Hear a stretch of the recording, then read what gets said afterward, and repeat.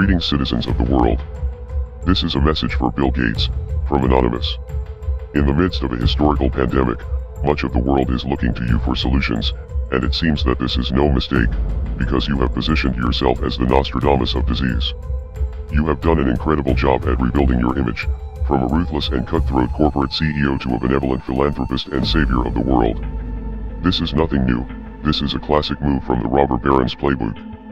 At one time, the notorious industrialist John D. Rockefeller was one of the most hated people in the country, due to his poor treatment of workers, his monopolization of key industries, and his influence in politics.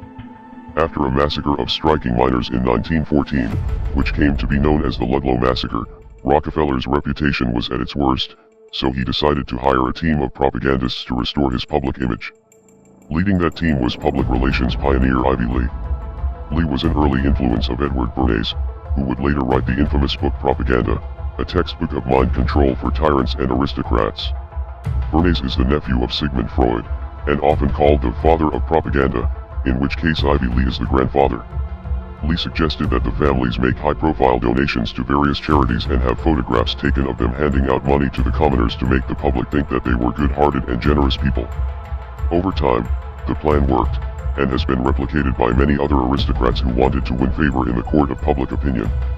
At the time of his death, Lee was being investigated by Congress for his work with the Nazis through the company IG Farben and a proxy firm called the German Die Trust.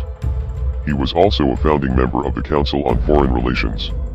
Now that the new and improved Bill Gates has dominated the headlines for years, many people have forgotten about the accusations of stealing ideas from others in your industry and then relentlessly using intellectual property laws against anyone who threatened your dominance.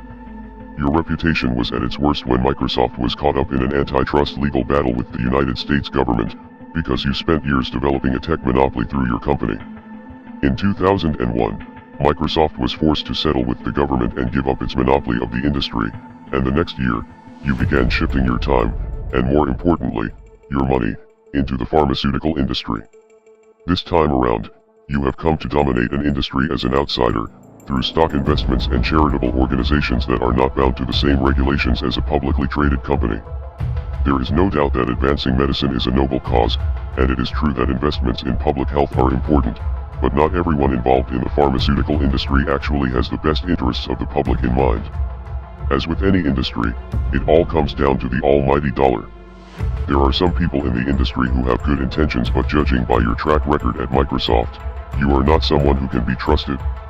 And let's not forget that just months ago, you were in the news because your relationship with the disgraced human trafficker Jeffrey Epstein was being exposed. Now, as frightened people around the world are demanding solutions and looking to people like you for answers, you have advocated for some extremely draconian measures, including a surveillance system to track down anyone who might be infected. Of course, all of this sounds like a necessary step in a global pandemic, and this virus is a very real threat, but in China and other places where these measures have been implemented, human rights violations followed quickly after.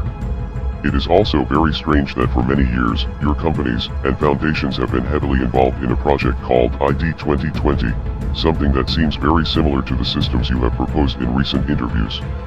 You may own the corporate media, but we still have the internet, and you will be exposed. We are anonymous. We are legion. We do not forgive. We do not forget. Expect us.